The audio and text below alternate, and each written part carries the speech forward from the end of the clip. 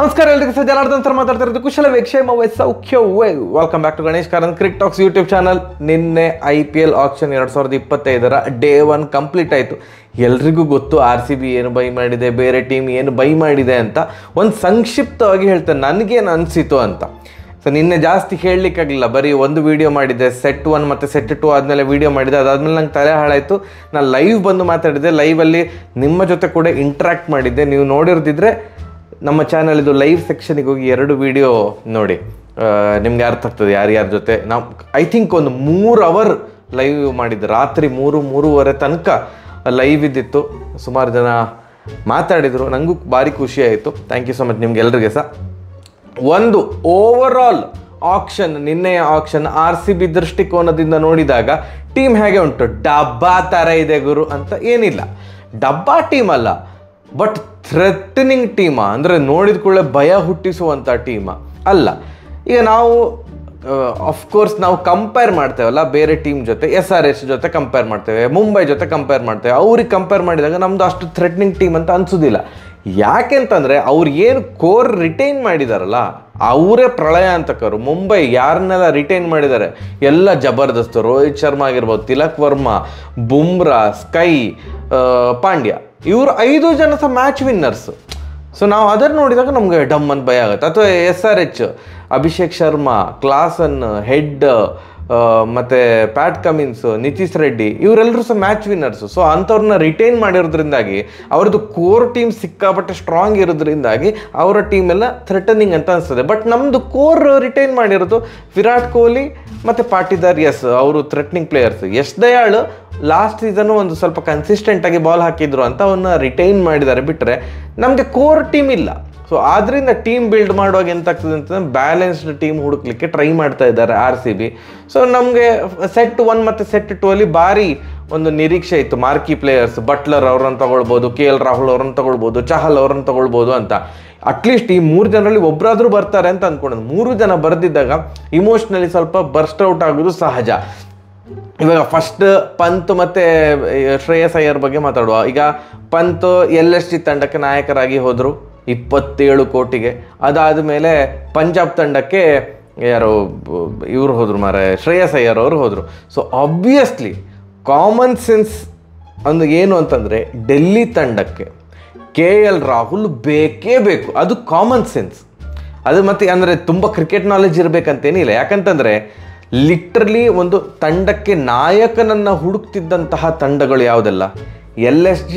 ಯಾಕಂದರೆ KL ರಾಹುಲ್ ಅವರು ಹೊರಗಡೆ ಬಂದಿದ್ದಂತ LSG ಒಂದು ನಾಯಕನನ್ನು ಹುಡುಕಾಟದಲ್ಲಿತ್ತು. ನಾಯಕನ ಹುಡುಕಾಟದಲ್ಲಿ ಡೆಲ್ಲಿ, ಪಂಜಾಬ್, ಈ 3 ತಂಡಗಳು ನಾಯಕನ ಹುಡುಕಾಟದಲ್ಲಿ ಇತ್ತು. RCB ಅಂತ ನೀವು ಹೇಳ್ಬೋದು. RCBಗೆ ಯಾರು ಬರದಿದ್ದರೂ ಕೂಡ ಒಂದಾ ಕೊಹ್ಲಿ ಅವ್ರನ್ನ ಕನ್ವಿನ್ಸ್ ಮಾಡ್ತಾರೆ ಕ್ಯಾಪ್ಟನ್ ಆಗಿ ಅಂತ, ಇಲ್ಲದಿದ್ದರೆ ಪಾಟಿದಾರ್ ಅವ್ರನ್ನ ಗ್ರೂಮ್ ಮಾಡ್ತಾರೆ ಕ್ಯಾಪ್ಟನ್ ಆಗಿ. ಅವ್ರನ್ನ ನೇಮಕ ಮಾಡಿ ಏನೋ ಒಂದು ವಿರಾಟ್ ಕೊಹ್ಲಿ ಅವರ ಸಪೋರ್ಟಿಂದ ಒಂದು ಗ್ರೂಮ್ ಮಾಡ್ತಾರೆ. ಇಲ್ಲದಿದ್ದರೆ ಫ್ಯಾಫ್ ಅವರನ್ನು ಇವತ್ತು ತಗೊಂಡು ಕ್ಯಾಪ್ಟನ್ ಅಂತ ಮಾಡ್ಬೋದು. ಸೊ ನಾಯಕ ಬೇಕೇ ಬೇಕು, KL ರಾಹುಲ್ ಬೇಕೇ ಬೇಕು ಅಂತೇನಿಲ್ಲ. ಸೊ ಅಲ್ಲಿ LSG ಮತ್ತು ಪಂಜಾಬ್ಗೆ ಪಂತ್ ಮತ್ತು ಶ್ರೇಯಸ್ ಅಯ್ಯರ್ ಹೋದ್ಮೇಲೆ ಡೆಲ್ಲಿ KL ರಾಹುಲ್ ಅವ್ರನ್ನ ತಗೊಳ್ತಾರೆ ಅನ್ನುವಂಥ ಒಂದು ಕಾಮನ್ ಸೆನ್ಸ್ ಎಲ್ರಿಗೂ ಇತ್ತು. ಅಷ್ಟು ಕಾಮನ್ ಸೆನ್ಸ್ ಇದ್ದವರು ಸರಿ RCBಗೆ KL ರಾಹುಲ್ ಬೇಡ ಅಂತಿದ್ರು ಕೂಡ ಅಟ್ಲೀಸ್ಟ್ ಡೆಲ್ಲಿಯ ಪರ್ಸ್ ಖಾಲಿ ಅಂತ ಆಗಲಿ ಅಂತಾದರೂ ಒಂದು ಸ್ವಲ್ಪ ದ್ಯಾಟ್ ಕನ್ನಿಂಗ್ನೆಸ್ ಇರಲೇಬೇಕು. ಡೆಲ್ಲಿ ಓನರ್ ನೋಡಿ, ಡೆಲ್ಲಿ ಓನರ್ಗೆ ಪಂತ್ ಬೇಡ. ಯಾಕಂತಂದರೆ ಪಂತ್ ಮತ್ತು ಡೆಲ್ಲಿ ಓನರ್ದು ರಿಲೇಷನ್ಶಿಪ್ ಚೆನ್ನಾಗಿಲ್ಲ. ಪಂತ್ ಹೊರಗಡೆ ಬಂದರು. LSG 20 ಕೋಟಿಗೆ ಪಂತ್ ಅವ್ರನ್ನ ತಗೊಂಡಾಗ ಡೆಲ್ಲಿ ಓನರ್ ಏನು ಹೇಳಿದ್ರು, ನಾನು RTM ಕಾರ್ಡ್ ಯೂಸ್ ಮಾಡ್ತೇನೆ ಅಂತ. LSG ಓನರ್ ಎಂಥ ದಡ್ಡ ಅಂತಂದರೆ 20 ಕೋಟಿಯಿಂದ 27 ಕೋಟಿಗೆ ಹೈಕ್ ಮಾಡ್ದ. ಸೊ ಡೆಲ್ಲಿ ಓನರ್ ನನಗೆ ಬೇಡ ಪಂತ್ ಅಂತ ಹೇಳಿದರು. 20 ಕೋಟಿಯಿಂದ 22 ಕೋಟಿ ಅಂತ ಹೇಳಿದ್ರು ಕೂಡ ಡೆಲ್ಲಿ ಓನರು ಪಂತ್ ಅವ್ರನ್ನ ತಗೊಳ್ತಾ ಇರಲಿಲ್ಲ. ಯಾಕಂತಂದರೆ ಅವರ ರಿಲೇಷನ್ಶಿಪ್ ಚೆನ್ನಾಗಿಲ್ಲ. ಈ ಥರದ ಕನ್ನಿಂಗ್ನೆಸ್ ಬೇಕಾಗ್ತದೆ. ಇವಾಗ 7 ಕೋಟಿ ಸುಮ್ಮನೆ ವೇಸ್ಟ್ ಆಯಿತಾ LSGದು? 20 ಕೋಟಿಗೆ ಸಿಗ್ತಾ ಇರುವಂತಹ ಯಾರು ಪಂತ್ 27 ಕೋಟಿಗೆ ಸೇಲ್ ಆದ್ರೆ ಆವಾಗ ಒಂದು ಸ್ಮೈಲ್ ಕೊಟ್ಟರು ನೋಡಿ ಡೆಲ್ಲಿ ಓನರ್. ಆ ಥರದ ಸ್ಮಾರ್ಟ್ನೆಸ್ ಬೇಕು, ಆ ಥರದ ಕನ್ನಿಂಗ್ನೆಸ್ ಬೇಕು. ಈಗ ಯಾರು ಮ್ಯಾಕ್ಸ್ವೆಲ್ ಅವರು ಪಂಜಾಬ್ಗೆ ಬರೀ 4.4 crore ಏನೋ ಸೇಲ್ ಆದರು. ಆವಾಗ RCB ಸುಮ್ಮನೆ ಮ್ಯಾಕ್ಸ್ವೆಲ್ ಬೇಕೋ ಬೇಡೋ, RTM ಅಲ್ಲಿ ಬೈ ಮಾಡ್ಬೋದಿತ್ತು ಅಷ್ಟು ಚಿಕ್ಕ ಪ್ರೈಸ್ಗೆ ಸೇಲ್ ಆಗ್ತಾ ಇರೋವಾಗ. ಬಟ್ ಎನಿವೇಸ್ ಬೇಡ ಅಂತಿದ್ರು ಕೂಡ ಸುಮ್ಮನೆ RTM ಕಾರ್ಡ್ ಯೂಸ್ ಮಾಡಿ ಅವ್ರ ಪ್ರೈಸನ್ನು ಜಾಸ್ತಿ ಮಾಡಿ ಕೊನೆಗೆ ನಮ್ಗೆ ಬೇಡ ಅಂತ ಹೇಳ್ಬೋದಿತ್ತು. ಇವರು ಕನ್ನಿಂಗ್ನೆಸ್ ತೋರಿಸ್ಲಿಲ್ಲ, ಸ್ಮಾರ್ಟ್ನೆಸ್ ತೋರಿಸ್ಲಿಲ್ಲ. ಅದೆಲ್ಲ ನೋಡಿದಾಗ ಸ್ವಲ್ಪ ಮನಸ್ಸಿಗೆ ಬೇಜಾರಾಗೋದಂತೂ ನಿಜ. KL ರಾಹುಲ್ ಬೇಡ ಅಂತಿದ್ರು 10 ಕೋಟಿಗೆ ಹೀಗೆ ಮಾಡೋ ಬದಲು ಒಂದು 18 ಕೋಟಿ ತನಕ ಹೋಗ್ಬೋದಿತ್ತು. ಡೆಲ್ಲಿಯ ಪರ್ಸ್ ಖಾಲಿ ಮಾಡ್ಬೋದಿತ್ತು. KL ರಾಹುಲ್ ಅಂತ ಪ್ಲೇಯರ್ 14 ಕೋಟಿಗೆ ಡೆಲ್ಲಿಗೆ ಸೇಲ್ ಆಗಿರೋದು, ಇದು ಲಿಟ್ರಲಿ ಒಂಥರ ಬಂಪರ್ ಲಾಟ್ರಿ ಡೆಲ್ಲಿಗೆ. ಸೊ ಉಳಿದಿರೋಂಥ ದುಡ್ಡಲ್ಲಿ ಬೇರೆ ಬೇರೆ ಒಳ್ಳೆ ಪ್ಲೇಯರ್ಸನ್ನು ಬೈ ಮಾಡಲಿಕ್ಕೆ ಅವ್ರಿಗೆ ಹೆಲ್ಪ್ ಆಗ್ತದೆ. ಏನಂದರೆ RCB ಮ್ಯಾನೇಜ್ಮೆಂಟ್, ಎಸ್ ನೀವು ಒಳ್ಳೆ ಟೀಮನ್ನು ಬಿಲ್ಡ್ ಮಾಡಿ, ಅದರ ಜೊತೆಗೆ you have to make sure that ಬೇರೆ ಟೀಮ್ ಅವರು ಒಳ್ಳೆ ಟೀಮನ್ನು ಬಿಲ್ಡ್ ಮಾಡಬಾರ್ದು, ಅಥವಾ ಒಳ್ಳೆ ಟೀಮನ್ನು ಬಿಲ್ಡ್ ಮಾಡಲಿಕ್ಕೆ ಅವ್ರ ಹತ್ರ ದುಡ್ಡಿರಬಾರ್ದು. ಆ ಥರದ ಒಂದು ಸ್ಮಾರ್ಟ್ನೆಸ್ RCB ಮ್ಯಾನೇಜ್ಮೆಂಟಲ್ಲಿ ಇರಲಿಲ್ಲ ಅಂತ ನಮಗೆ ತುಂಬ ಬೇಜಾರಾಯಿತು. ಇಷ್ಟು ಸ್ಮಾರ್ಟ್ನೆಸ್ ಆದರೂ ಇರಬೇಕು ಆಕ್ಷನ್ಗೆ ಹೋಗುವಾಗ. ಸರಿ, ಏನು ರಾಹುಲ್ ಅವ್ರನ್ನ ತಗೊಳ್ಳಿಲ್ಲ, ಬಟ್ಲರ್ ಅವ್ರನ್ನ ತಗೊಳ್ಳಿಲ್ಲ. ಸಾಲ್ಟ್ ಅಮೇಝಿಂಗ್ ಬೈ, ಅದ್ರ ಬಗ್ಗೆ ಡೌಟೇ ಇಲ್ಲ, ಸಿಕ್ಕಾಪಟ್ಟೆ ಒಳ್ಳೆ ಬೈ. ಅಂದರೆ ಏನು ಕೊಹ್ಲಿ ಅವರು ಸ್ವಲ್ಪ ಆ್ಯಂಕರ್ ಅಥವಾ 150 ಸ್ಟ್ರೈಕ್ ರೇಟಲ್ಲಿ ಆಡಿದ್ರು ಕೂಡ ಸಾಲ್ಟ್ ಅವರು 220 ಸ್ಟ್ರೈಕ್ ರೇಟಲ್ಲಿ ದಡಬಡ ಅಂತ ಹೊಡೆಯುವಂಥ ಆಟಗಾರ. Super by. 1 ಡೌನಲ್ಲಿ ಪಾಟೀದಾರ್ ಅವರು ಬರ್ತಾರೆ. ನೆಕ್ಸ್ಟ್ ಈ ಒಂದು ಪ್ಲೇಸಿಗೆ ಸದ್ಯಕ್ಕೆ ಖಾಲಿ ಉಂಟು, ಅದ್ರ ಬಗ್ಗೆ ಮತ್ತೆ ಮಾತಾಡ್ತೇನೆ. ಅದಾದಮೇಲೆ 1 ಡೌನ್ ಪಾಟೀದಾರ್, ಅದಾದಮೇಲೆ 2 ಡೌನ್ ಈಗ ಸದ್ಯ ಖಾಲಿ ಇದೆ. ಅದಾದಮೇಲೆ ಲಿವಿಂಗ್ಸ್ಟನ್ ಅವ್ರನ್ನ ಬೈ ಮಾಡಿದ್ರು, ಆಲ್ರೌಂಡರ್. ಈ ಮ್ಯಾಕ್ಸ್ವೆಲ್ ಥರದ ಆಟಗಾರ, ಬ್ಯಾಟ್ ಸ್ವಿಂಗ್ ಇರುವಂಥ ಆಟಗಾರ, ಎಗೈನ್ ಒಂದು 2-3 ಓವರ್ ಸ್ಪಿನ್ ಬೌಲಿಂಗ್ ಹಾಕುವಂಥ ಆಟಗಾರ ಲಿವಿಂಗ್ಸ್ಟನ್. ಒಳ್ಳೆ ಬೈ. 8.75 crore ಸಿಕ್ಕಿರೋದು. ಇಟ್ ಈಸ್ ಅ ಲಾಟ್ರಿ ಅಂತಲೇ ಹೇಳ್ತೇನೆ. ತುಂಬ ಕಡಿಮೆಗೆ ಸಿಕ್ಕಿದ್ರು. ಮ್ಯಾಕ್ಸ್ವೆಲ್ ಥರ ಸ್ವಲ್ಪ ಕನ್ಸಿಸ್ಟೆನ್ಸಿ ಸ್ವಲ್ಪ ಆಚೀಚೆ ಉಂಟು, ಇನ್ಕನ್ಸಿಸ್ಟೆಂಟ್ ಪ್ಲೇಯರ್, ಬಟ್ ಸ್ಟಿಲ್ ಒಳ್ಳೆ ಬೈ. ಅದಾದಮೇಲೆ ಪಾಕೆಟ್ ಡೈನಮೈಟ್ ಜಿತೇಶ್ ಶರ್ಮಾ ಅವ್ರನ್ನ 11 ಕೋಟಿಗೆ ತೊಗೊಂಡ್ರು. 7 ಕೋಟಿಗೆ ಸೇಲ್ ಆಗಿದ್ರು ಅವರು. RTM ಕಾರ್ಡನ್ನು ಪಂಜಾಬ್ ಅವರು ಯೂಸ್ ಮಾಡಿದರು. ಐ ಥಿಂಕ್ 9 ಕೋಟಿ ಅಂತ ಹೇಳಿದ್ರು ಕೂಡ ಪಂಜಾಬ್ ಅವರು ಜಿತೇಶ್ ಶರ್ಮಾ ಅವರು ತಗೊಳ್ತಿರ್ಲಿಲ್ಲ ಅಂತ ಕಾಣ್ತದೆ. 11 ಕೋಟಿ ಅಂತ ಕೊಟ್ಟಾಗ ನಂಗೆ ಸ್ವಲ್ಪ ಸಡನ್ನ ಇವ್ರು 4 ಕೋಟಿ ಹೈಕ್ ಮಾಡಿದ್ರಾ ಅಂತ ಅನಿಸ್ತು. ಬಟ್ ಸ್ಟಿಲ್ ಇಂಪ್ಯಾಕ್ಟ್ ಕೊಡುವಂಥ ಆಟಗಾರ. ದಿನೇಶ್ ಕಾರ್ತಿಕ್ ಅವರ ಥರ ಚಿಕ್ಕದಾಗಿ ಚೊಕ್ಕದಾಗಿ ಆಟ ಆಡುವಂಥ ಆಟಗಾರರನ್ನ ಹುಡುಕ್ತಾ ಇದ್ರು ಅಂತ ಕಾಣ್ತದೆ. ಒಂಥರ ರಿವರ್ಸ್ ಸ್ವೀಪ್ ಎಲ್ಲ ಹೊಡೆಯುವಂಥ ಆಟಗಾರ Jitesh Sharma. It is a good bye. ಅದಾದಮೇಲೆ ಒಂದು ಪ್ಲೇಸ್ ಈಗ ಖಾಲಿ ಇದೆ. ಯಾಕಂತಂದರೆ ಡೈರೆಕ್ಟ್ ರಸಿಕ್ ಅವ್ರನ್ನ ಆಡಿಸ್ಲಿಕ್ಕೆ ಆಗೋದಿಲ್ಲ ಬ್ಯಾಟಿಂಗಲ್ಲಿ. ಒಂದು ಪ್ರಾಪರ್ ಫಿನಿಷರ್ ಅಥವಾ ಆಲ್ರೌಂಡರ್ನ ಈಗ ಹುಟ್ಟುಕಾಟದಲ್ಲಿ RCB ಇದೆ. ಅದಾದಮೇಲೆ ಬರೋದು ರಸಿಕ್ದಾರ್. ಅವರಿಗೆ 6 ಕೋಟಿ ಕೊಟ್ಟರು. 2 ಕೋಟಿಗೆ ಸೇಲ್ ಆಗಿದ್ದಂತಹ ಆಟಗಾರ. ಡೆಲ್ಲಿಯವರು RTM ಕಾರ್ಡ್ ಯೂಸ್ ಮಾಡಿದರು. ಎಗೇನ್ ಕನ್ನಿಂಗ್ ಅವ್ರು RTM ಕಾರ್ಡ್ ಯೂಸ್ ಮಾಡಿದರು. ಇವರು ಡೈರೆಕ್ಟ್ 2 ಕೋಟಿಯಿಂದ 6 ಕೋಟಿಗೆ ಜಂಪ್ ಆದರು. 3 ಪಟ್ಟು ಜಾಸ್ತಿ. ನನಗೆ ಒಳ್ಳೆ ಪ್ಲೇಯರ್ ಅಂತೆ. ಏನು ಇದು ನಮ್ದೇನು ಲಿಸ್ಟ್ ಕ್ರಿಕೆಟ್ ಟೂರ್ನಮೆಂಟ್ಸಲ್ಲಿ ಇರ್ತದೆ, ಅದರಲ್ಲಿ ಡೆತ್ ಓವರ್ಸ್ ತುಂಬ ಚೆನ್ನಾಗಿ ಹಾಕ್ತಾ ಇದ್ದಾರಂತೆ ರಸಿಕ್ ಧಾರ್ ಅವರು. ಬಟ್ 6 ಕೋಟಿಗೆ ವರ್ತ ಇನ್ನೊಂಚೂರು ಒಂದು 5 ಕೋಟಿ ಅಥವಾ 4.5 ಕೋಟಿ ಅಂತ ಹೇಳಿದ್ರು ಸಾಕಿತ್ತ ಏನೋ. Anyways good bye. Yash Dayal ಅವ್ರನ್ನ ರಿಟೈನ್ ಮಾಡಿದ್ದಾರೆ. ಹೇಸಲ್ವುಡ್ ಅವ್ರನ್ನ ತಗೊಂಡ್ರು. ಸುಮಾರು ಜನ ಹೇಳ್ತಾರೆ ಹೇಸಲ್ವುಡ್ ಬದಲು ಬೋಲ್ಟ್ ಅವ್ರನ್ನ ತಗೋಬೇಕಿತ್ತು ಅಂತ. ಮೇ ಬಿ ಬೋಲ್ಟ್ ಅವರ ಹೆಸರು ಮೊದಲು ಬಂದಿದ್ದರೆ ಬೋಲ್ಟ್ ಅವ್ರನ್ನ ತಗೊಳ್ತಿದ್ರೆ ಏನೋ.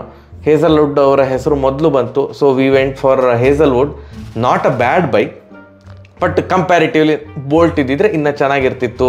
ಲೆಫ್ಟ್ ಹ್ಯಾಂಡ್ ಬೌಲರು, ಸ್ವಿಂಗ್ ಸಿಕ್ಕಾಪಟ್ಟೆ ಚೆನ್ನಾಗಿ ಮಾಡ್ತಾರೆ. ಪವರ್ ಪ್ಲೇಯಲ್ಲಿ ಅವ್ರದ್ದು ಓವರ್ ಮುಗಿಸಿಬಿಡಬೇಕು ಅಂತ.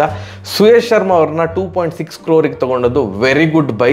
ಒಳ್ಳೆ ಲೈನ್ ಆ್ಯಂಡ್ ಲೆಂತ್ ಇರುವಂಥ ಆಟಗಾರ, ಲೆಗ್ ಸ್ಪಿನ್ ಬೌಲರು, ಚಹಲ್ ಥರದ ಒಂದು ಬೌಲರು. ಸೊ ಅದು ಅವರು ಕಡಿಮೆ ಪ್ರೈಸ್ ಸಿಕ್ಕಿರೋದು ಒಳ್ಳೆಯ ಬೈ. ಅದಾದಮೇಲೆ ಇನ್ನೊಂದು ಪ್ಲೇಸ್ ಖಾಲಿ ಇದೆ. ಇಂಡಿಯನ್ ಫಾಸ್ಟ್ ಬೌಲರ್ ಬೇಕು. ಆ ಒಂದು ಪ್ಲೇಸ್ ಖಾಲಿ ಇದೆ. ಇವತ್ತು ಯಾರನ್ನೆಲ್ಲ RCB ತಗೊಳ್ಳಬಹುದು ಅಥವಾ ತಗೊಳ್ಬೇಕು ಅನ್ನೋದ್ರ ಬಗ್ಗೆ ಮಾತಾಡೋದಿದ್ರೆ ಸುಮಾರು ಜನ ಏನು ಹೇಳ್ತಿದ್ದಾರೆ ಅಂತ, ಲೆಫ್ಟ್ ಹ್ಯಾಂಡ್ ಆಟಗಾರರೇ ಇಲ್ಲ ಬ್ರೋ, ಬ್ಯಾಟಿಂಗಲ್ಲಿ ಬರೀ ರೈಟ್ ಹ್ಯಾಂಡ್ ಪ್ಲೇಯರ್ಸೇ ಇದ್ದಾರಲ್ಲ ಅಂತ. ಇವಾಗ ಪಾಟೀದಾರ್ ಆದಮೇಲೆ ಒಂದು ಪ್ಲೇಸ್ ಖಾಲಿ ಇದೆಯಲ್ಲ. ಇವತ್ತಿನ ಫಸ್ಟ್ ಸೆಟ್ ಆಫ್ ಪ್ಲೇಯರ್ಸಲ್ಲಿ ಯಾರೆಲ್ಲ ಬರ್ತಾರೆ ಅಂತಂದರೆ Faf du Plessis, Glenn Phillips, Powell, Ajinkya Rahane, Prithvi Shaw ಮತ್ತು ಕೇನ್ ವಿಲಿಯಮ್ಸನ್. ಅದರಲ್ಲಿ ಅಜಿಂಕ್ಯ ರಹಾನೆ, ಪೃಥ್ವಿ ಶಾ ಮತ್ತು ಕೇನ್ ವಿಲಿಯಮ್ಸನ್ ಅವರನ್ನು RCB ಖಂಡಿತ ಬೈ ಮಾಡಲಿಕ್ಕೆ ಇಷ್ಟಪಡೋದಿಲ್ಲ. ಅವ್ರ ಬಗ್ಗೆ ಗಮನ ಹರಿಸೋದಿಲ್ಲ. ನನ್ನ ಪ್ರಕಾರ ಆ ಒಂದು ಪಾಟೀದಾರ್ ಆದಮೇಲೆ ಏನು ಪ್ಲೇಸ್ ಬರ್ತದಲ್ಲ ಅಲ್ಲಿ ಫ್ಯಾಫನ್ನು ತುಂಬಲಿಕ್ಕೆ ಟ್ರೈ ಮಾಡಬಹುದು. ಎಸ್, ನೀವು ವಿಲ್ ಜಾಕ್ಸ್ ಅಂತ ಹೇಳ್ತೀರಿ, ವಿಲ್ ಜಾಕ್ಸ್ ಮತ್ತೆ ಬರ್ತಾರೆ ಆಪ್ಷನಲ್ಲಿ. ಈ ಸೆಟ್ಟಲ್ಲಿ ಮೇ ಬಿ RCB ಫ್ಯಾಫನ್ನು ಬೈ ಮಾಡಲಿಕ್ಕೆ ಟ್ರೈ ಮಾಡ್ತಾರೆ ಅಂತ ಅಂದ್ಕೊಂಡಿದ್ದಾನೆ. ಅಥವಾ ಅವರನ್ನು RTM ಅಲ್ಲಿ ಕೂಡ ಬೈ ಮಾಡ್ಬೋದು. ನಮ್ಮ ಹತ್ರ ಇನ್ನೂ ಸಹ 3 RTM ಉಂಟಲ್ಲ, ನಿನ್ನೆ ಯೂಸ್ ಮಾಡಲಿಲ್ಲ. ಫ್ಯಾಫ್ ಅವ್ರನ್ನ ಈ ಒಂದು ಸೆಟ್ ಆಫ್ ಪ್ಲೇಯರ್ಸಲ್ಲಿ ಬೈ ಮಾಡಬಹುದು RCB. ಅದಾದಮೇಲೆ ಬರುವಂಥ ಆಟಗಾರರು ಆಲ್ರೌಂಡರ್ಸು. ಈ ಸೆಟ್ ಆಫ್ ಏನಿದೆ, ಯಾರೆಲ್ಲ ಬರ್ತಾರೆ ಅಂತಂದರೆ Sam Curran, Marco Jansen, Daryl Mitchell, Krunal Pandya, Nitish Rana, Washington Sundar, Shardul Thakur. I won't be surprised ಈ ಸೆಟ್ಟಲ್ಲಿ RCB ಆಲ್ ಔಟ್ ಎಲ್ಲ ಪ್ಲೇಯರ್ಸಿಗೆ ಭಾಗ ಹೋದ್ರೆ ಸಹ ನಂಗೆ ಆಶ್ಚರ್ಯ ಇಲ್ಲ. ಯಾಕಂತಂದರೆ ಅಲ್ಲಿ ಜಿತೇಶ್ ಶರ್ಮಾ ಆದಮೇಲೆ ಒಂದು ಸ್ಪಾಟ್ ಖಾಲಿ ಇದೆ, ಅದು ಫಿನಿಷರ್ ಅಥವಾ ಟ್ರೂ ಆಲ್ರೌಂಡರ್ಸನ್ನು ಹುಡುಕಾಟದಲ್ಲಿ RCB ಇದೆ. ಆ ಪ್ಲೇಸಿಗೆ ಸೂಕ್ತವಾಗುವಂಥ ಆಟಗಾರರು ಯಾರು ಅಂತಂದರೆ, ಒಂದು ಲೆಫ್ಟ್ ಹ್ಯಾಂಡರ್ಸ್ ಬೇಕು ಅಂತ ಹೇಳ್ತಿದ್ರಲ್ಲ, ಎಸ್, ಸ್ಯಾಮ್ ಕರನ್ ಅಲ್ಲಿ ಸಖತ್ತಾಗಿ ಸೂಟ್ ಆಗ್ತಾರೆ. ಇಲ್ಲ ಇದ್ದರೆ ಮಾರ್ಕೋ ಆ್ಯನ್ಸನ್ ಅವರು ಸಿಕ್ಕಾಪಟ್ಟೆ ಚೆನ್ನಾಗಿ ಸೂಟ್ ಆಗ್ತಾರೆ. ಯಾಕಂತಂದರೆ ಅವರಿಬ್ಬರು ಸಹ ಒಂದು ಒಳ್ಳೆಯ ಆಲ್ರೌಂಡರ್ಸು. ಮತ್ತು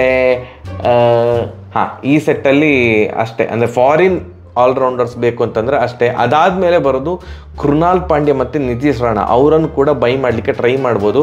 ನಿತೀಶ್ ರಾಣನನ್ನು ಬೈ ಮಾಡಿದರೆ ಎಲ್ಲಿ ಆಡಿಸ್ಬೋದು ಅಂತಂದರೆ, ಪಾಟೀದಾರ್ ಆದಮೇಲೆ ಒಂದು ಸ್ಪಾಟ್ ಖಾಲಿ ಇದೆಯಲ್ಲ, ಅಲ್ಲಿ ನಿತೀಶ್ ರಾಣಾ ಅವ್ರನ್ನ ಆಡಿಸ್ಬೋದು.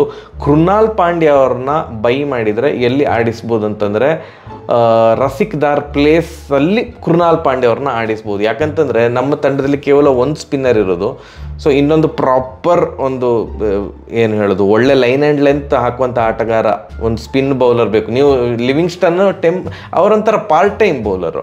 ಸೊ ಆದ್ದರಿಂದ ಕೃನಾಲ್ ಪಾಂಡ್ಯ ಅವ್ರನ್ನ ಅಲ್ಲಿ ಆಡಿಸ್ಬೋದು. ರಸಿಕ್ದಾರ್ ಬದಲು ಕೃನಾಲ್ ಪಾಂಡ್ಯ ಅವ್ರನ್ನ ಆಡಿಸ್ಬೋದು. ಕೆಲವೊಂದು ಮ್ಯಾಚ್ಗಳಿಗೆ ರಸಿಕ್ದಾರ್ ಅವ್ರನ್ನ ಬೆಂಚಲ್ಲಿ ಕೂರಿಸ್ಬೋದು. ವಾಷಿಂಗ್ಟನ್ ಸುಂದರ್ ಮೇಲೆ ಸಹ ಸ್ವಲ್ಪ ಒಲವು ತೋರಿಸ್ತಾರೆ ಎಲ್ಲ ಫ್ರಾಂಚೈಸಿ. ವಾಷಿಂಗ್ಟನ್ ಸುಂದರ್ ಬೇಕು ಅಂತ ಕೂಡ ಹೇಳ್ತಾರೆ. ಸೊ ಇವತ್ತಿನ ಸೆಟ್ ಟು ಸಿಕ್ಕಾಪಟ್ಟೆ ಇಂಪಾರ್ಟೆಂಟ್ ಆಗ್ತದೆ. ಯಾರು ಬರ್ತಾರೆ RCB ಅಂತ ಹೇಳಲಿಕ್ಕಾಗೋದಿಲ್ಲ. ಶಾರ್ದುಲ್ ಠಾಕೂರ್ ಬಂದರೂ ಬರ್ಬೋದು. ಸೊ ಎಲ್ಲ ಡ್ಯಾರೆಲ್ ಮಿಶೆಲ್ ಬಿಟ್ಟು ಐ ಥಿಂಕ್ ಬೇರೆ ಎಲ್ಲ ಪ್ಲೇಯರ್ಸ್ ಮೇಲೆ RCB they will go for all out ಅಂತ ಅಂದ್ಕೊಳ್ತೇನೆ. ಅದಾದಮೇಲೆ ಬರೋದು ಬೌಲಿಂಗ್ ಆಪ್ಷನ್. ನಾನು ಲಾಸ್ಟ್ ಒಂದು ಪ್ಲೇಸ್ ಖಾಲಿ ಇಟ್ಟಿದ್ದೇನಲ್ಲ, ಅಲ್ಲಿ ನಮಗೆ ಭುವನೇಶ್ವರ್ ಕುಮಾರ್ ಬೇಕೇ ಬೇಕು. ಭುವನೇಶ್ವರ್ ಕುಮಾರ್ ಅವರು ಮಾತ್ರ ಐ ಥಿಂಕ್ ಚಿನ್ನಸ್ವಾಮಿ ಗ್ರೌಂಡಲ್ಲಿ ಒಂಥರ ಇಕಾನಾಮಿಕಲಿ ಬಾಲ್ ಹಾಕುವಂಥ ಆಟಗಾರ. ಈ ಲಿಸ್ಟಲ್ಲಿ ಯಾರೆಲ್ಲ ಇದ್ದಾರೆ ಅಂತಂದರೆ, ದೀಪಕ್ ಚಹರ್, ಜೆರಾಲ್ಡ್ ಕಾಟ್ಸಿಯಾ, ಆಕಾಶ್ ದೀಪ್, ತುಷಾರ್ ದೇಶಪಾಂಡೆ, ಲಾಕಿ ಫರ್ಗ್ಯೂಸನ್ನು, ಭುವನೇಶ್ವರ್ ಕುಮಾರು, ಮುಖೇಶ್ ಕುಮಾರು, ಮತ್ತು ಅಫ್ಘಾನಿಸ್ತಾನ ಆಟಗಾರ ಅಲಾ ಘಜನ್ಫರ್ ಸಿಕ್ಕಾಪಟ್ಟೆ ಒಳ್ಳೆ ಬೌಲರ್ ಅಂತೆ. ಸೊ ನನ್ನ ಪ್ರಕಾರ ಇಲ್ಲಿ RCB ಭುವನೇಶ್ವರ್ ಕುಮಾರನ್ನ ತಗೊಳ್ಳಿಕ್ಕೆ ಟ್ರೈ ಮಾಡಿಯೇ ಮಾಡ್ತಾರೆ. ಭುವನೇಶ್ವರ್ ಕುಮಾರ್ ಸಿಗದಿದ್ದರೆ ದೀಪಕ್ ಚಹರ್ ಬೇಕು. Similar kind of bowler. Bhuvneshwar Kumar ಥರ ಸ್ವಲ್ಪ ಆಲ್ಮೋಸ್ಟ್ ಹೋಲ್ತದೆ ಅವರದ್ದು ಬೌಲಿಂಗು. ಭುವಿ ಸಿಗದಿದ್ದರೆ ಮೇ ಬಿ ದೀಪಕ್ ಚಹರನ್ನು ತಗೊಳ್ಳಿಕ್ಕೆ ಟ್ರೈ ಮಾಡ್ತಾರೆ. ಬಟ್ CSK ಕೂಡ ದೀಪಕ್ ಚಹರ್ ಮೇಲೆ ಒಲವು ತೋರಿಸ್ಬೋದು. ಕಾಟ್ಸಿಯಾನ ಡೆಫಿನೆಟ್ಲಿ ಮುಂಬೈ ಬೈ ಮಾಡ್ತದೆ. ಆಕಾಶ್ ದೀಪನ್ನು RCB RTM ಅಲ್ಲಿ ಬೈ ಮಾಡ್ಬೋದು. ಸೊ ಅದಾದಮೇಲೆ ಬರೋದು ಸ್ಪಿನ್ ಬೌಲರ್ಸು. ಅಖಿಲ್ ಹುಸೇನು, ಕೇಶವ್ ಮಹಾರಾಜು, ಮುಜೀಬು, ಅದಿಲ್ ರಶೀದು ಇವರನ್ನು RCB ಬೈ ಮಾಡೋದಿಲ್ಲ. ಯಾಕಂತಂದರೆ ಅಲ್ಲಿ ಹೇಳಿದ್ನಲ್ಲ ಗನ್ ಸಫರ್, ಅವರನ್ನು RCB ಬೈ ಮಾಡಲಿಕ್ಕೆ ಟ್ರೈ ಮಾಡ್ಬೋದು. ಸಿಕ್ಕಾಪಟ್ಟೆ ಟ್ರೆಂಡಿಂಗಲ್ಲಿ ಇರುವಂಥ ಆಟಗಾರ. ಅದಾದಮೇಲೆ ಬರೋದು ಇಂಡಿಯನ್ ಆಲ್ರೌಂಡರ್ಸು. ಅನ್ಶುಲ್ ಕಾಂಬೋಜ್ ಮತ್ತು ಸ್ವಪ್ನಿಲ್ ಸಿಂಗನ್ನು RCB ಬೈ ಮಾಡ್ಬೋದು ಚಿಕ್ಕ ಮೊತ್ತಕ್ಕೆ. ಅನ್ಶುಲ್ ಕಾಂಬೋಜ್ ಸಿಕ್ಕಾಪಟ್ಟೆ ದೊಡ್ಡ ಮೊತ್ತಕ್ಕೆ ಸೇಲ್ ಆಗ್ತಾರೆ ಇವತ್ತು, ಬಟ್ ಮುಂಬೈ ಬೈ ಮಾಡ್ತದೆ. ಮುಂಬೈ ಅವರ ರೇಡಾರಲ್ಲಿ ಅನ್ಶುಲ್ ಕಾಂಬೋಜ್ ಅವರಿದ್ದಾರೆ. ಸಿಕ್ಕಾಪಟ್ಟೆ ಚೆನ್ನಾಗಿ ಆಡ್ತಾರಂತೆ, ಒಳ್ಳೆ ಪವರ್ ಹಿಟ್ಟಿಂಗ್ ಆಟಗಾರ. ಸೊ ಅಂದರೆ ಇದು RCB, ಫ್ಯಾಫ್, ವಿಲ್ ಜಾಕ್ಸ್ ಅದೇ. ಮತ್ತು ವಿಲ್ ಜಾಕ್ಸ್ ಬರೋದು ತುಂಬ ಇನ್ನೂ ಲೇಟ್ ಬರೋದು. ಆಲ್ರೌಂಡರ್ಸ್ ಲಿಸ್ಟಲ್ಲಿ ಬರ್ತಾರೆ. ಶಹಬಾಜ್ ಅಹಮದ್, ಮೊಯಿನ್ ಅಲಿ, ಟಿಮ್ ಡೇವಿಡ್, ದೀಪಕ್ ಕೂಡ, ವಿಲ್ ಜಾಕ್ಸು, ಒಮ್ರಜಾಯಿ, ಸಾಯಿ ಕಿಶೋರು, ಶೆಫರ್ಡು ಅವರೆಲ್ಲ ಬರುವ ಲಿಸ್ಟಲ್ಲಿ ತುಂಬ ಲೇಟಾಗಿ ಬರೋದು. ಸೊ RCB ದುಡ್ಡು ಉಳಿಸ್ಕೊಂಡ್ರೆ ಆವಾಗ ವಿಲ್ ಜಾಕ್ಸ್ ಅವ್ರನ್ನ ಬೈ ಮಾಡ್ಬೋದು. ಇಲ್ಲದಿದ್ದರೆ ಇವತ್ತು RCB ಯಾರ ಮೇಲೆಲ್ಲ ಗಮನ ಕೊಡ್ತಾರೆ ಅಂತಂದರೆ, ಫ್ಯಾಫ್, ವಿಲ್ ಜಾಕ್ಸ್, ನಿತೀಶ್ ರಾಣಾ, ಅದಾದಮೇಲೆ ಮಾರ್ಕೋ ಆ್ಯನ್ಸನ್ನು, ಸ್ಯಾಮ್ ಕರನ್, ಅಥವಾ ನಿಮಗೆ ಪ್ರಾಪರ್ ಫಿನಿಷರ್ ಬೇಕು, ನಂಗೆ ಆಲ್ರೌಂಡರ್ ಏನು ಬೇಡ, ಅವ್ರೇನು ಬಾಲ್ ಹಾಕೋದು ಬೇಡ ಅಂತಿದ್ರೆ ಪೊವೆಲ್ ಅಥವಾ ಟಿಮ್ ಡೇವಿಡ್ ಮೇಲೆ ಹೋಗ್ತಾರೆ ಆ ಸ್ಲಾಟಲ್ಲಿ. ಆ್ಯಂಡ್ ಅದ್ರ ಕೆಳಗೆ ರಶಿಕ್ದಾರ್ ಪ್ಲೇಸಲ್ಲಿ ಇನ್ನೊಂದು ಸ್ಪಿನ್ ಆಲ್ರೌಂಡರ್ಸನ್ನು ಆಡಿಸಬೇಕು ಅಂತಂದರೆ ಕೃನಾಲ್ ಪಾಂಡ್ಯ ಅಥವಾ ಸುಂದರ್ ಮೇಲೆ ಒಲವು ತೋರಿಸ್ತಾರೆ. ಅದಾದಮೇಲೆ ಆ ಬೌಲಿಂಗ್ ಆಪ್ಷನ್ನಿಗೆ ಐದರ್ ಭುವನೇಶ್ವರ್ ಕುಮಾರ್ ಅಥವಾ ದೀಪಕ್ ಚಹಾರ್ ಅಥವಾ ಮುಖೇಶ್ ಕುಮಾರ್ ಅವ್ರನ್ನ RCB ಬೈ ಮಾಡ್ಬೋದು. ಬೆಂಚಲ್ಲಿ ಇಡ್ಲಿಕ್ಕೋಸ್ಕರ ಆಕಾಶ್ ದೀಪ್ ಅವ್ರನ್ನ ರಿಟೈನ್ ಮಾಡ್ಬೋದು. RTM ಅಲ್ಲಿ ಗನ್ ಸಫರ್ ಅವ್ರನ್ನ ಸ್ಪಿನ್ ಬೌಲರ್ ಆಗಿ ಎಕ್ಸ್ಟ್ರಾ ಬೇಕು ಅಂತಂದು ಯೂಸ್ ಮಾಡಬಹುದು. ಮುಸ್ತಫಿಜುರ್ ರೆಹಮಾನ್ ಅವರನ್ನ ಕೂಡ ಬೈ ಮಾಡಬಹುದು. ಇದು ನವೀನ್ ಉಲ್ ಹಕ್, ನಮ್ಮ ಕೊಹ್ಲಿ ಅವ್ರ ಜೊತೆ ಜಗಳ ಆಡಿದ್ರಲ್ಲ, ಅವರನ್ನು ಕೂಡ ಬೈ ಮಾಡ್ಬೋದು ಅಂತ ಅನ್ನಿಸ್ತಾ ಇದೆ ಬೌಲರ್ಸ್ ಲಿಸ್ಟಲ್ಲಿ ಬೆಂಚಲ್ಲಿ ಇಡಲಿಕ್ಕೆ. ಆಲ್ರೌಂಡರ್ಸಲ್ಲಿ ಸ್ವಪ್ನಿಲ್ ಸಿಂಗ್, ಅನ್ಶುಲ್ ಕಂಬೋಜು, ಶಹಬಾಜ್ ಅಹಮದ್, RCB ಪ್ಲೇಯರ್. SRHಗೆ ಹೋದ್ಮೇಲೆ ಭಾರಿ ಚಂದ ಮಾಡಿ ಆಡ್ಲಿಕ್ಕೆ ಸ್ಟಾರ್ಟ್ ಮಾಡಿದರು. ಇದಿಷ್ಟು ಜನರ ಮೇಲೆ ಇವತ್ತು RCB ಒಲವು ತೋರಿಸ್ಬೋದು ಅಂತ ಅನ್ನಿಸ್ತಾ ಇದೆ. ಇದಿಷ್ಟು ಜನರ ಮೇಲೆ ಒಲವು ತೋರಿಸಿದ್ರೆ ಒಳ್ಳೆ ಬ್ಯಾಲೆನ್ಸ್ಡ್ ಟೀಮ್ ಆಗ್ತದೆ, ಡೌಟ್ ಇಲ್ಲ. ಬ್ಯಾಲೆನ್ಸ್ ಟೀಮ್ ಆಗ್ತದೆ. ಥ್ರೆಟ್ನಿಂಗ್ ಟೀಮ್ ಅದೆಲ್ಲ ನಂಗೆ ಗೊತ್ತಿಲ್ಲ, ಬಟ್ ಆ ರೋಲಿಗೆ ಕರೆಕ್ಟಾಗಿ ಸೂಟ್ ಆಗುವಂಥ ಆಟಗಾರರ ಒಂದು ಪರಿಪೂರ್ಣ ಪ್ಲೇಯಿಂಗ್ 11 ತಂಡ ಆಗ್ತದೆ ಅಂತ ನನಗೆ ಅನ್ನಿಸ್ತಾ ಇದೆ. ಇಷ್ಟು ಹೋಮ್ವರ್ಕ್ ಮಾಡದೆ ಬಂದರೆ ಅವಾಗ ಭಾರಿ ತೊಂದರೆ. ಇಷ್ಟು ಬೇಸಿಕ್ ಹೋಮ್ವರ್ಕ್ RCB ಮ್ಯಾನೇಜ್ಮೆಂಟ್ ಮಾಡ್ಕೊಂಡು ಬಂದರೆ ನಾವು ಹೇಳ್ಬೋದು, ಇಲ್ಲ ಬೇರೆ ವರ್ಷಗಳಿಗೆ ಕಂಪೇರ್ ಮಾಡಿದರೆ RCBದು ಈ ಸಲದ ತಂಡ ಚೆನ್ನಾಗಿದೆ, ಸಮತೋಲನದಿಂದ ಕೂಡಿದೆ ಅಂತ ಹೇಳ್ಬೋದು. ಇಷ್ಟು ಹೋಮ್ವರ್ಕ್ ಮಾಡದೆ ಇವತ್ತು ಹುಚ್ಚನಾಯಿ ಥರ ಆಕ್ಷನ್ ಮಾಡಿದರೆ ವೆರಿ ಆ್ಯಾವ್ರೇಜ್ ತಂಡ ಅಥವಾ ಅಬೋ ಆ್ಯಾವ್ರೇಜ್ ತಂಡ ಅಂತ ಆಗ್ತದೆ. ನೋಡಿದ ಕೂಡಲೇ ಕಪ್ ವಿನ್ ಆಗುವಂಥ ತಂಡ ಅಲ್ಲ ಅಂತ ಅನ್ನಿಸ್ತದೆ. ಹೋಪ್ಫುಲಿ ಇವತ್ತು ಒಳ್ಳೆ ಮೈಂಡ್ ಸೆಟ್ಟಲ್ಲಿ ನಮ್ಗೆ ಇಂಥ ಪ್ಲೇಯರ್ಸ್ ಬೇಕೇ ಬೇಕು ಅನ್ನುವಂಥ ಪ್ಲ್ಯಾನಿಂಗ್ ಇಟ್ಕೊಂಡು RCB ಬರ್ತದೆ ಅಂತ ಅಂದ್ಕೊಂಡಿದ್ದಾನೆ. ನೋಡುವ, ನಿಮಗೆ ಎಂತ ಅನಿಸಿತು ಅಂತ ಕಮೆಂಟ್ ಸೆಕ್ಷನಲ್ಲಿ ತಿಳಿಸಿ. ನಂದು ಎನಿವೇಸ್ ನಾನೇನು ಚಾರ್ಟ್ ಮಾಡಿದ್ದೇನೆ ಅದನ್ನು ಕಮೆಂಟ್ ಸೆಕ್ಷನಲ್ಲಿ ಹಾಕಿ ಪಿನ್ ಮಾಡಿರ್ತೇನೆ, ಡಿಸ್ಕಸ್ ಮಾಡುವ ಕಮೆಂಟ್ ಸೆಕ್ಷನ್ನಲ್ಲಿ. ಸರಿಯಾಗಿದೆ, ಬರುವ ನಮಸ್ಕಾರ.